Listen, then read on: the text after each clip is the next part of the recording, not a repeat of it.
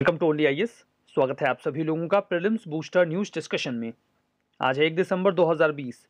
तो आइए देख लेते हैं ऐसे कौन से इंपॉर्टेंट आर्टिकल्स हैं जो आज हम कवर करने वाले हैं। हमारा पहला आर्टिकल जीएमआरटी के बारे में है, जिसका फुल फॉर्म है giant metrewave radio telescope. GMRT, इसे अभी हाल ही में माइलस्टोन फैसिलिटी के रूप में सेलेक्ट किया गया है एक यूएस बेस्ड इंस्टीट्यूट के द्वारा, जिसका नाम IEEE है। IEEE stands for institute of electrical and electronics engineers. ये एक रिसर्च इंस्टीट्यूट है जो दुनिया भर के वेरियस इंस्टीट्यूशंस को माइलस्टोन फैसिलिटी के तौर पर रिकॉग्नाइज करता है, सेलेक्ट करता है। उन्होंने पिछले 25 सालों में जो भी कंट्रीब्यूशन दिया है या उससे ज़्यादा समय में जो भी कंट्रीब्यूशन दिया है, उसके बेसिस पर। माइलस्टोन का मतलब आप लोग समझते हैं, कुछ भी ऐसा जिसने एक लैंडमार्क डिसाइड किया हो, बहुत अच्छा कंट्रीब्यूशन दिया हो। जीएमआरटी के बारे में बात करें तो ये रेडियो टेलीस्कोप्स का एक एरे है। एरे का मतलब एक जाल है, एक पूरा सेटअप है जो एनसीआरए ऑपरेट करता है। NCRA, national centre for radio astrophysics, ये Tata institute of fundamental research का ही एक पार्ट है जो कि मुंबई में बेस्ड है। अब इस जीएमआरटी का ऑब्जेक्टिव क्या है? इसका ऑब्जेक्टिव ये है कि जो रेडियो एस्ट्रोफिजिकल प्रॉब्लम्स हैं यूनिवर्स की, उनको ये इन्वेस्टिगेट कर सकें, स्टडी कर सकें, जो भी हमारे सोलर सिस्टम में आसपास देखी जा रही हैं, या फिर जो ऑब्जर्वेबल यूनिवर्स है, मतलब यूनिवर्स का वो पार्ट जो हम देख पाते हैं वेरियस मीन्स के माध्यम से, उसको ये इन्वेस्टिगेट करते हैं, स्टडी करते हैं। एस्ट्रोफिजिकल का मतलब ये होता है कि स्टार्स या फिर जो अदर ऑब्जेक्ट्स हमारे स्पेस में हम डिटेक्ट कर पाते हैं, फिजिकल लॉज के बेसिस पर इवेल्युएशन करके हम उनको स्टडी करें। इसका मतलब होता है एस्ट्रोफिजिक्स या एस्ट्रोफिजिकल फेनोमेना। तो ये सारी बातें तो आपको समझ में आ गई कि एक्चुअली में ये है क्या। इसकी लोकेशन पुणे, महाराष्ट्र में है। इसे बनाया गया था लेट प्रोफेसर गोविंद स्वरूप जी के द्वारा 1984 से लेकर 1996 के बीच में। देखिए, जिस समय इसे बनाया गया था, ये दुनिया का सबसे बड़ा इंटरफेरोमेट्रिक एरे हुआ करता था, मतलब पूरा सिस्टम हुआ करता था। इंटरफेरोमेट्रिक का मतलब होता है कोई भी ऐसा फेनोमेना जो वेव्स की इंटरफेरेंस को स्टडी करता हो। वो लाइट वेव्स हो सकती हैं, रेडियो वेव्स हो सकती हैं, या फिर साउंड वेव्स हो सकती हैं। उस समय जब इसे बनाया गया था तो दुनिया भर के जो एस्ट्रोनॉमर्स थे वो इसकी मदद से स्टडी किया करते थे। आज भी रेगुलरली इस टेलीस्कोप का इस्तेमाल किया जाता है डिफरेंट एस्ट्रोनॉमिकल ऑब्जेक्ट्स को स्टडी करने के लिए। IEEE की बात करें तो दुनिया का सबसे बड़ा टेक्निकल बॉडी है जो रिसर्च वगैरह को पब्लिश करता है वेरियस इंजीनियरिंग या कंप्यूटिंग के फील्ड में। ये वेरियस इंस्टीट्यूशंस को अवार्ड भी करता है कि उन्होंने कितना अच्छा काम किया है। माइलस्टोन के तौर पे उन्हें सेलेक्ट किया जाता है इंजीनियरिंग, साइंस या फिर कंप्यूटेशनल फैसिलिटी में जो भी उन्होंने कंट्रीब्यूशन किया है।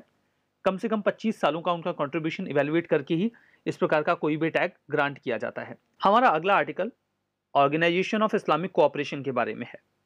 अभी हाल ही में इंडिया ने, OIC ने जो एक रेफरेंस दिया जम्मू एंड कश्मीर का, जब उनकी 47th council of foreign ministers का सेशन हो रहा था, उस टाइम पे उन्होंने एक रेजोल्यूशन पास किया था जहां पर जम्मू एंड कश्मीर का जिक्र किया गया था।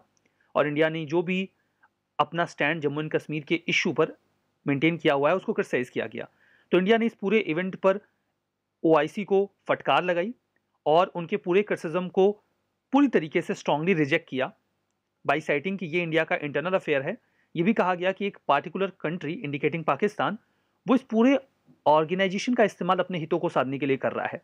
OIC की बात करें तो ये एक इंटरनेशनल ऑर्गेनाइजेशन है। इसका प्राइमरी ऑब्जेक्टिव तो ये है कि जो भी मुस्लिम वर्ल्ड है, मुस्लिम देश हैं, उनके हितों को सुरक्षित किया जाए, इंटरनेशनल लेवल पे पीस एंड हार्मनी को स्टैब्लिश किया जाए।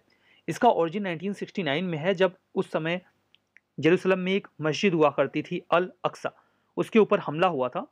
तो उसके बाद इस पूरे ऑर्गेनाइजेशन को बनाया गया था इस्लामिक कंट्रीज के इंटरेस्ट को फुलफिल करने के लिए। ये second largest inter governmental organisation है आफ्टर यूनाइटेड नेशंस। 57 देश हैं इसके मेंबर, जिसमें 47 कंट्रीज तो ऐसी हैं जहां पर मुस्लिम्स मेजोरिटी में हैं। कुछ कंट्रीज को ऑब्जर्वर स्टेटस भी दिया गया है। 2000 Bosnia and Herzegovina, central African Republic, Thailand, Russia और टर्किश सैप्रोइड स्टेट। देखिए, टर्किश सैप्रोइड स्टेट जो है वो साइप्रस का नदर्न पार्ट है, जिसको केवल टर्की ही रिकॉग्नाइज करता है पूरी दुनिया में, और कोई रिकॉग्नाइज नहीं करता एज ए सॉवरेन कंट्री या सॉवरेन स्टेट। जो OIC है उसका हेडक्वार्टर सऊदी अरेबिया के जेदा में है। OIC का के पास एक परमानेंट डेलीगेशन भी है जो यूनाइटेड नेशंस और यूरोपियन यूनियन में कार्यरत रहता है। OIC और इंडिया काफ़ी सिग्निफिकेंट रिलेशनशिप में हैं हाल फिलहाल में। दोनों की जो इंटरडिपेंडेंस है एक दूसरे के ऊपर इकोनॉमिक और एनर्जी फील्ड में, इस वजह से ओआईसी का इस तरीके के स्टैंड लेता है, तो डेफिनेटली यहाँ पर जो रिलेशनशिप है वो प्रभावित होगी। हमारा जो अगला आर्टिकल है वो हैसाबूसा 2 के बारे में है। देखिए, जो हैसाबूसा 1 है ये 2010 में वापस आ गया था। अब ये हैसाबूसा 1 और 2 हैं क्या? देखिए, ये हैसाबूसा 1 और 2 जो हैं वो जापान के स्पेसक्राफ्ट हैं जो एस्ट्रॉइड के जो भी सैंपल्स हैं उनको धरती पर लाने के लिए काम कर रहे हैं। हैसाबूसा 1 2010 में वापस आ गया था। 2014 में हैसाबूसा 2 को भेजा गया था जो 2018 में एस्ट्रॉइड ryugu पे पहुंच गया और वहां पर उसने सैंपल कलेक्ट किए। वो वहां से रिटर्न आ रहा है। संभावना ये है कि 6 दिसंबर को वो ऑस्ट्रेलिया का जो सदर्न पार्ट है वहां पर अपने सैंपल्स के साथ उतर जाएगा। तो ये है जापान का एक स्पेसक्राफ्ट जो एस्ट्रॉइड ryugu से सैंपल्स लेकर धरती पर वापस आ रहा है। तो हैसाबूसा 2 ये देखिए एनालाइज करेगा जो एस्ट्रॉइड 1999 JU3 है, जिसे हम पॉपुलरली ryugu भी बोलते हैं। ये इनके सैंपल्स को लेकर आ रहा है जो उसका एक मस्कट लैंडर है। ये मस्कट का फुल फॉर्म है मोबाइल एस्ट्रॉइड सरफेस स्काउट। ये उनका एक लैंडर है जिसने इस सैंपल को कलेक्ट किया है। ये जो मिशन है उसकी मदद से हम सोलर सिस्टम के ओरिजिन के बारे में थोड़ी बहुत जानकारी इकट्ठा कर पाएंगे। हैसाबूसा 2 को लॉन्च करने वाली जो एजेंसी है, चूंकि जापान की बात हो रही तो जापान की जो स्पेस एजेंसी है वही लॉन्च करेगी, that is JAXA, Japan aerospace exploration agency. 3 दिसंबर 2014 को लॉन्च किया गया था, 27 जून 2018 को पहुंचा था। 14-18 याद रहे, बहुत है। और यहां पर दिसंबर में जो डेट बताई गई है दैट इज 6 दिसंबर, ये रिटर्न आ रहा है ऐसी संभावना जताई गई है। कई तरीके के पेलोड्स इसके साथ जोड़े गए हैं, रिमोट सेंसिंग, सैंपलिंग, छोटे छोटे रोवर्स भी हैं। जहां से सैंपल कलेक्ट किया गया है उस जगह का एटमॉस्फेयर कैसा है, जियोलॉजिकल कॉन्टेक्ट कैसा है, एनवायरमेंट कैसा है, इस चीज़ की जानकारी हमें मिल जाएगी तो हम उस सैंपल को अच्छी तरीके से स्टडी कर पाएंगे। तो ये सारी जानकारी वहाँ से ये रोवर्स हमें दे देंगे। सिग्निफिकेंस ये है कि जो ryugu एस्ट्रॉइड है ये सी टाइप का एस्ट्रॉइड है। सी टाइप के एस्ट्रॉइड क्लासिफिकेशन में ऐसे एस्ट्रॉइड्स होते हैं जिनके बारे में मान्यता ये है कि जब सोलर सिस्टम अपने अर्ली डेज में था तभी ये बन गए थे और तब से अभी तक हैं। ठीक है, अब यहाँ पर देखिए जो साइंटिस्ट हैं उनका ये भी मानना है कि जो सी टाइप के एस्ट्रॉइड हैं उनके पास ऑर्गेनिक मैटर्स भी होते हैं और ट्रैप्ड वाटर भी होता है।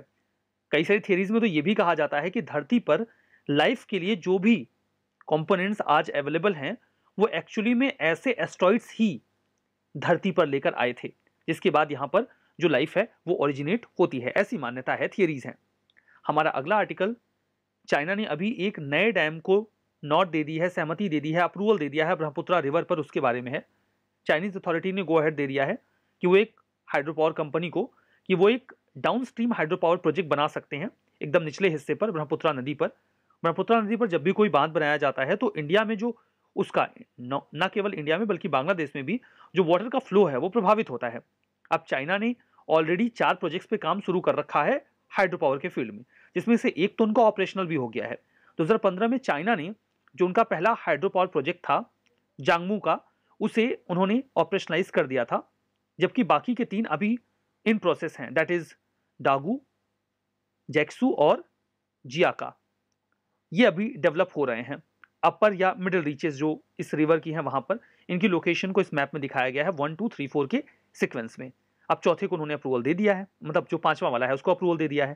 ब्रह्मपुत्रा नदी देखिए, ये जो चेम्यांगडुंग ग्लेशियर है कैलाश रेंज में, वहां से ओरिजिनेट होती है 5150 मीटर की ऊंचाई पर।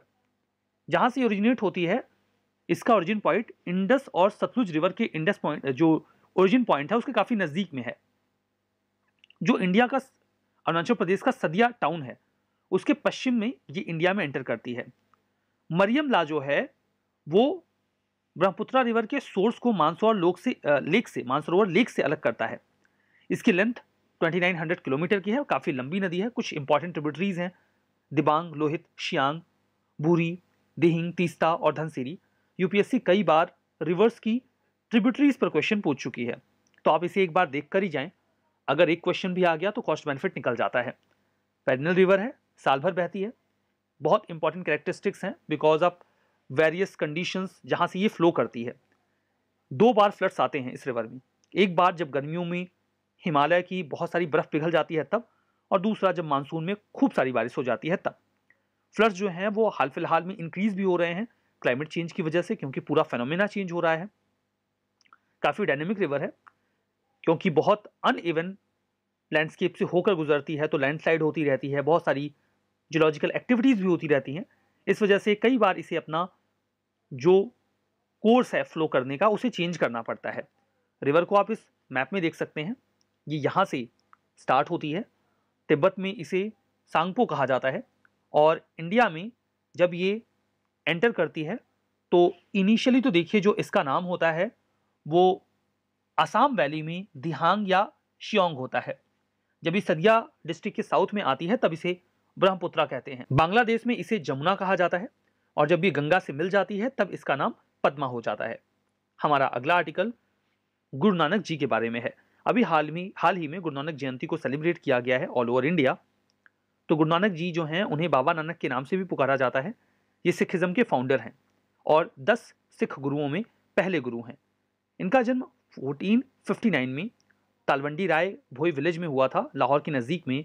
बाद में उसका नाम ननकाना साहिब रख दिया गया। ठीक है।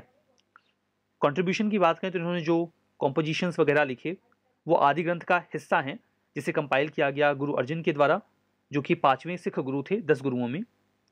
बाद में इसे गुरु ग्रंथ साहिब के नाम से पुकारा गया। जब जो 10वें सिख गुरु थे गुरु गोविंद सिंह जी, उन्होंने बोला कि अब गुरु की परंपरा खत्म होगी और जो गुरु का दर्जा है वो गुरु ग्रंथ साहिब को ही दे दिया जाएगा। गुरु नानक जी ने निर्गुण को एडवोकेट किया, मतलब एक ऐसे ईश्वर की पूजा करना जिसका कोई स्वरूप नहीं है, भक्ति के रूप में। इन्होंने sacrifices, ritual bath, image worship और तपस्या, इन सभी चीज़ों का विरोध किया। उन्होंने कहा कि संगत के साथ हमें वर्शिप करनी चाहिए, एक साथ मिलकर कलेक्टिव रिसाइटेशन पर उन्होंने फोकस किया। एक ओमकार का नारा उन्होंने दिया, एक मंत्र दिया।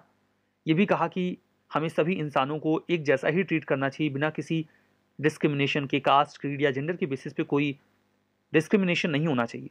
इन्होंने 1539 में पंजाब के करतारपुर में अपनी अंतिम सांस ली। हमारा अगला आर्टिकल एस्ट्रॉइड 153201 के बारे में है। देखिए ये जो एस्ट्रॉइड है इसका एक दूसरा नाम 2000 WO107 भी है। आपको ये नाम टेक्निकली याद नहीं रहेगा। देखिए ये जो एस्ट्रॉइड है वो भी हाल ही में धरती के नज़दीक से होकर गुजरा है। शंकाएं ये भी जताई जा रही थी कि काफ़ी नज़दीक से होकर गुजरेगा। ये जो एस्ट्रॉइड है ये बुर्ज खलीफा की जो हाइट है लगभग उतना बड़ा रहा। मैसिव एस्ट्रॉइड है, इसे नियर अर्थ एस्ट्रॉइड के तौर पे भी क्लासिफाई किया गया। नियर अर्थ एस्ट्रॉइड कोई भी ऐसा एस्ट्रॉइड होता है जो अर्थ का जो ग्रेविटेशनल फोर्स है उसकी वजह से अर्थ के ऑर्बिट में खिंच के चला आता है, जिसके बाद खतरा ये भी होता है कि ये धरती पर भी आ सकते हैं, but most of the time ये धरती के नज़दीक से गुजर जाते हैं। नासा का जो जेट प्रिपरेशन लेबोरेटरी है उन्होंने इसे पोटेंशियली हजार्डस एस्ट्रॉइड के तौर पे क्लासिफाई किया, क्योंकि ये काफ़ी नज़दीक से गुजरा है। जो बुर्ज खलीफा है वो दुनिया की सबसे ऊंची बिल्डिंग है, और ये जो एस्ट्रॉइड था अगर आप कंपैरिजन करें तो जो बुर्ज खलीफा है उसकी हाइट 829.8 मीटर है, जबकि इस एस्ट्रॉइड की जो पूरी ऊंचाई रही अगर आप लंबाई देखें तो 820 मीटर है, मतलब लगभग आसपास। यहाँ पर देखिए कुछ स्टेटमेंट हैं, आपको ट्रू फॉल्स बताना है। पहला स्टेटमेंट GMRT, ये एक एरे है रेडियो टेलीस्कोप का, लद्दाख में लोकेटेड है। दूसरा इस्लामिक कोऑपरेशन कंट्रीज 1969 में स्टैब्लिश किया गया, हेडक्वार्टर जेडा में है सऊदी अरबिया में, इंडिया ऑब्जर्वर कंट्रीज की लिस्ट में है। हैसाबुसा 2 ये एक मिशन है जो कि एस्ट्रॉइड 99 GU3 रीगू को एनालाइज करेगा, सैंपल्स को अर्थ पे लेकर आएगा। ब्रह्मपुत्रा की ट्रिब्यूटरीज हैं दिबांग, लोहित, सियांग, भूरी दिहांग, तीस्ता और धनसिरी। तो बताइए कौन सा स्टेटमेंट ट्रू है, कौन सा फॉल्स है। देखिए आपको जस्ट रिकॉल करना है आपने जो कुछ अभी तक पढ़ा है और बताना है सही है या गलत है। उसके बाद चूंकि पूरा सेशन आपने देखा है तो आपके लिए आइडेंटिफाई करना बहुत मुश्किल नहीं है कि जो आपने जवाब दिया था वो सही था या गलत था। अगर आपको डाउट है कि आप गलत सोच रहे हैं तो आप क्रॉस चेक कर सकते हैं सेशन में पीछे जाकर। यहाँ पर हम इस सेशन को रोकेंगे। इस पूरे सेशन की जो PDF है वो आपको ओनली IAS के टेलीग्राम चैनल में अवेलेबल मिलेगी, जिसका लिंक डिस्क्रिप्शन बॉक्स में भी अवेलेबल है। इस सेशन में बस इतना ही। Thank you very much.